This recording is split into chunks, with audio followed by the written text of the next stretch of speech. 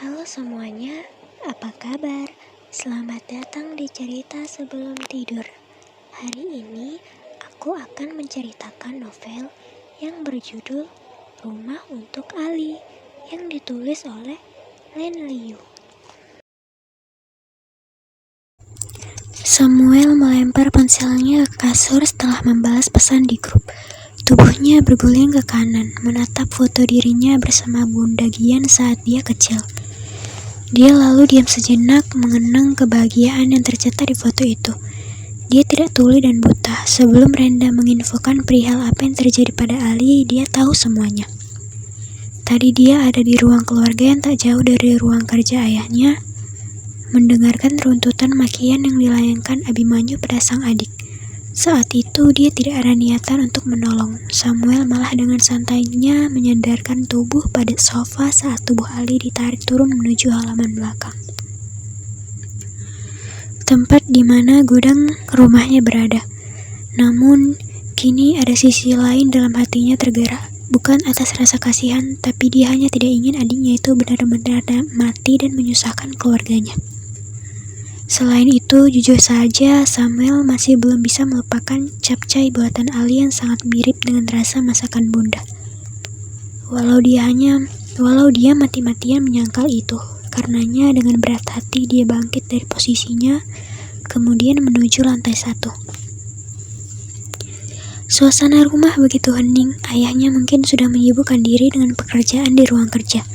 Sementara ketiga saudara cowoknya tidak berada di rumah. Cowok berperawakan tinggi tersebut lantas memutar kunci yang masih menyangkut di pintu gudang. Ketika pintu dibuka, suasana gelap dan pengap menyambutnya. Setelah cahaya mulai menerangi ruangan itu, barulah Samuel bisa melihat Ali duduk di pojok gudang dengan wajah pucat dan matanya yang sayu. Namun herannya tidak ada respon dari Ali. Adiknya itu masih menatap kosong ke arah barang-barang usang di seberangnya. Samuel mendengus kasar. Dalam hati dia terus meyakinkan diri kalau alasan menolong bukan karena rasa kasihan, melainkan demi kebaikan bersama. Berhenti bikin masalah, Li. Rumah pengap banget rasanya setiap harus dengar orang-orang marah karena lo. Ujar Samuel ketus. Kata-kata itu membuyarkan lamunan Ali. Cewek itu mengangkat pandangan, menatap Samuel sejenak. Keduanya saling bertatapan tanpa sepatah kata pun terucap.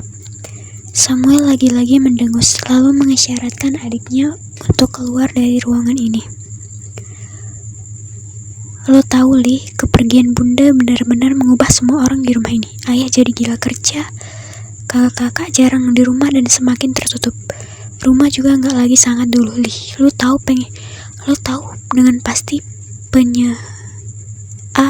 Ali memotong ucapan Samuel dengan suara lirih. Ali nggak akan membela diri, tapi boleh nggak marahnya jangan hari ini. Ali capek banget Setetes air matanya tahu-tahu jatuh tanpa terkendali. Segera saja dia sudah sesenggukan. Maaf, Ali minta maaf buat semuanya. Maaf. Lagi dan lagi yang bisa Ali lakukan hanyalah meminta maaf, seolah di rumah ini tak ada yang boleh dia ucapkan selain maaf. Mungkin hingga saatnya dia menyusul bunda nanti. Selamat datang di Bali. Begitulah bunyi tulisan yang menyambut kedatangan Ali di bandara. Cewek itu menatap tulisan tersebut dengan perasaan berdebar yang tidak dia pahami. Yang pasti perasaannya campur aduk antara senang sekaligus takut. Hari ini keluarganya tiba di Bali pukul 11 siang. Perjalanan ini rutin dilakukan setiap tahun untuk merayakan pergantian usia omanya, ibu kandung sang ayah, sekaligus melakukan pertemuan keluarga besar Joraksa. Setiap Bunda Gian meninggal, dia otomatis tidak pernah diajak lagi. Namun kali ini Abimanyu malah sengaja mengajaknya. Katanya sih karena ada permintaan dari Oma. Karena itulah Ali jadi sangat bersemangat. Ali menatap hiruk-pikuk Bandara 1 Gusti Ngurah Rai yang terlihat sibuk dengan penuh sukacita. tas-tas beroda melintas dengan cepat di sekelilingnya, terdengar percakapan ramai hingga suara tawa yang meriang. Sementara di layar informasi, waktu kedatangan dan keberangkatan terus berubah. Sungguh pemandangan ini sudah lama sekali tidak dia lihat, sampai-sampai dia lupa kalau suasana bandara bisa semenarik ini. "Buruan!"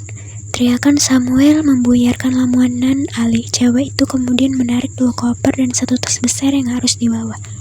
Tentu semua itu bukan miliknya. Tadi Rendra dan Samuel dengan teganya memerintah Ali untuk membawa koper dan tas ransel milik keduanya. Dengan penuh perjuangan, Ali mempercepat langkah untuk menyusul kakak-kakaknya. Saat berhasil mengejar ketinggalan, dia mendapat tatapan tajam dari Sadipta. "Awas saja lu nyusahin di sana," ucap Sadipta penuh peringatan. Setelah menempuh perjalanan lebih dari 50 menit, kendaraan yang membawa Ali, ayah, dan keempat kakak-kakaknya tiba di sebuah villa yang terletak di daerah Uluwatu. Ali menjadi orang yang turun paling akhir dari mobil. Matanya menatap bangunan megah dengan sentuhan modern di depannya. Dia lalu membalikkan badan menatap langsung laut luas yang membentang di seberang villa. Senyuman Ali mengembang. Angin sepoi-sepoi dari perpohonan sekitar villa membuat dress selutut berwarna putih dengan corak bunga yang dia kenakan jadi bergerak-gerak. Ali langsung mengeratkan kardigan biru yang dia kenakan karena anginnya yang mengantarkan aroma khas laut pada indera penciumannya ternyata cukup dingin. Tempat ini selalu membuat Ali terpukau setiap tahun, setidaknya hingga 5 tahun lebih yang lalu. Seraya menarik koper berwarna biru, Ali pun memasuki villa dengan langkah riang. Semula dia berharap bisa ketemu lagi dengan saudara-saudara sepupunya yang sudah lama tidak dia temui. Suasana hatinya berubah drastis saat dia melihat suasana dingin menyambutnya di ruang keluarga. Saat itulah dia baru teringat akan sesuatu. Ya, bahkan sejak Bunda Gian masih hidup pun, dia dan bundanya tidak pernah disambut hangat oleh keluarga besar Joraksa. Menurut mereka, Ali dan Bunda Gian hanyalah parasit yang akan menggerogoti harkat dan martabat keluarga. Selama beberapa waktu, Ali hanya berdiri diam memegangi kopernya, sementara adik-adik Abimanyu yang notabene adalah om dan tantenya memberi tatapan yang begitu dingin. Perut Ali mendadak mual. Biasanya, meski tidak pernah disambut baik, Ali masih mempunyai bunda dan keempat kakak yang akan menghiburnya. Namun kini, dia hanya sendiri. Keheningan yang canggung itu pecah setelah terdengar suara langkah menuruni tangga utama yang berada di tengah-tengah ruangan. Seorang perempuan yang rambutnya telah memutih semua melangkah dengan hati-hati. Sementara Abimanyu mendampingi di sebelahnya.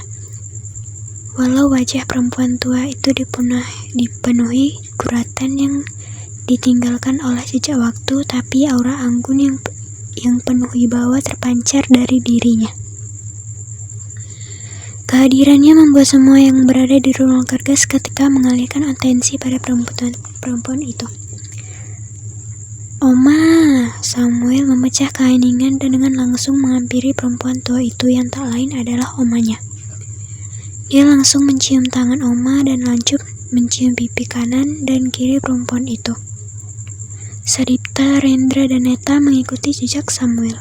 Mereka semua mencium tangan Oma lalu bergantian memeluk sang nenek. Ali yang masih berdiri diam melangkah ragu-ragu mendekati Oma, namun baru saja dia mengelurkan tangan untuk mencium tangan perempuan itu, terdengar suara dingin dari sang nenek. "Tidak usah cium tangan saya," kata Oma sembari mengibaskan tangannya. "Kamu anak pembantu, tempat kamu di dapur sana. Pergi bantu-bantu di belakang." Kata-kata itu menghujam Ali tepat di hatinya. Cewek itu terdiam seketika. Dia membeku. Saat itulah dia baru sadar untuk apa Oma memintanya kemari. bukan untuk menyambutnya dengan hangat, melainkan untuk menunjukkan pada Ali di mana posisinya dalam keluarga Joraksa. Acara makan malam untuk merayakan ulang tahun Oma berlangsung meriah. Ruang makan di villa keluarga itu disulap menyerupai dining hall dengan konsep buffet. Beberapa petugas catering berdiri di belakang stand makanan dan siap membantu siapa saja yang ingin mengambil hidangan yang tersaji. Terdapat lebih dari 10 stol makanan yang berdiri dari aneka hidangan fusion berkonsep Eats Meets Wish. Dan itu belum termasuk stand untuk cemilan dan juga dessert. Ali mengamati suasana dining hall itu dengan rasa iri. Saat ini dia ingin sekali bergabung bersama keluarga besarnya, menikmati aneka hidangan mewah yang terlihat lezat, dan berbagai canda tawa dengan kakak-kakaknya. Namun, apa daya, walau acara malam ini menggunakan jasa catering profesional, Ali malah diminta untuk bantu-bantu di dapur. Anak pembantu seharusnya berada di dapur, begitu kata Oma tadi. Karena tidak ingin disebut membuat masalah dan merusak suasana, Ali terpaksa menurut walau hatinya sangat sakit. Dia pun ikut mondar-mandir, mengisi stand-stand makanan yang sudah mulai kosong, mengambil piring-piring kotor dari meja dan membawanya ke dapur, hingga mengepel makanan dan minuman yang tumpah gara-gara ulah beberapa anak kecil yang sebetulnya adalah sepupu dan sepupu jauhnya. Semula Ali tidak masalah dengan itu. Yang terpenting adalah dia bisa berada di dekat dengan keluarganya dan menghabiskan waktu bersama mereka. Namun ternyata segalanya tidak berjalan sesederhana itu. Saya minta perhatiannya. Beberapa waktu setelah acara dimulai, Oma membenturkan garpu dan gelas di tangannya hingga menciptakan bunyi dentingan kecil. Aksinya itu membuat seluruh perhatian di meja makan tertuju padanya, termasuk Ali yang tengah mengambil piring kotor di meja. Setelah merasa kalau telah menjadi pusat perhatian, Oma pun berdeham anggun. Saya ucapkan terima kasih pada anak dan cucu saya serta sanak dan kerabat yang bersedia berkumpul untuk merayakan ulang tahun saya malam ini, kata Oma dengan tenang. Terima kasih untuk semua hadiah juga doa baik yang telah kalian kirimkan untuk saya. Semoga Tuhan membalas dengan kebaikan yang tidak kalah hebatnya. Dengungan suara yang mengamini kata-kata Oma pun terdengar memenuhi ruangan makan ini. Pada momen istimewa ini saya ingin mengumumkan beberapa berita baik. Pertama, saya mendengar kabar bahwa cucu saya, Sadipta, baru memenangkan lomba di dekat kampusnya. Luar biasa. Suara tepuk tangan pun terdengar bergemuruh. Ali ikut bertepuk tangan, walau dia baru tahu tentang itu, tapi dia ikut merasa bangga atas prestasi kakak sulungnya itu. Berita baik lainnya, Kezia, cucu kesayangan saya, baru memenangkan Olimpiade Fisika mewakili sekolahnya, kata Oma sembari melirik seorang cewek yang seumuran dengan Ali. Padahal Kezia baru kelas 10 ya, tapi sudah sangat berprestasi. Seperti itulah seharusnya keturunan Joraksa berperilaku di masyarakat. Mengharumkan nama keluarga dan bukannya menjadi. Oma menjeda kalimatnya sebelum menatap tajam Ali. Menjadi seorang pembunuh. Jantung Ali seketika terasa diremas saat mendengar itu. Kata-kata itu jelas tertuju untuknya, menghujam langsung tepat di jantungnya. Ali membeku dan dia hanya bisa berdiri dengan beberapa piring kotor berada di tangannya dan menatap nenek dengan mata yang berkaca-kaca. Tanpa memodelkan tatapan Ali, Oma kembali melanjutkan. Di ulang tahun ini saya sekaligus ingin menekankan pada anak cucu saya serta para kerabat bahwa penting sekali untuk melihat asal-usul seseorang sebelum memutuskan untuk memilih pasangan. Oma kembali terang-terangan menatap Ali. Bibit bebek bobot itu penting sekali. Bibit yang baik akan menghasilkan keturunan yang baik, sedangkan bibit yang tidak baik akan melahirkan keturunan yang tidak baik, yang akan membawa sial bagi keluarga Joraksa. Contohnya, kamu. Kata-kata itu kembali menghantam Ali dengan telak. Terlebih karena semua pasang mata kini menatapnya. Cewek itu seketika tergagap. Dadanya sesak, tahu-tahu pegangan tangannya melemah dan piring-piring yang ada di genggamannya meluncur bebas mengantai-lantai. Bunyi barang pecah belah pun terdengar, memegakkan keheningan yang baru saja terjadi. Dan pecahnya menyebar ke sekitar area meja makan. "Mama, kaki aku berdarah." Tangisan seorang bocah berusia 7 tahun terdengar, membuat perhatian isi ruangan itu tertuju pada bocah itu. Rupanya kakinya tergentulan pecahan piring yang tadi dijatuhkan oleh Ali. Ibu si bocah yang adalah adik Abimanyu seketika menggeram penuh emosi. Dia berdiri lalu mendorong Ali hingga cewek itu terhuyung mundur. "Dasar pembawa sial! Kamu betul-betul membuat pembawa sial untuk keluarga jorok sana ini. Pergi! Lebih baik kamu mati dan biarkan kamu hidup dengan tenang. Dan kami hidup dengan tenang." Air mata Ali seketika meluruh turun. Mulutnya seakan terkunci, tak bisa membela diri, dan tahu-tahu dia sudah berlari terisak-isak keluar villa.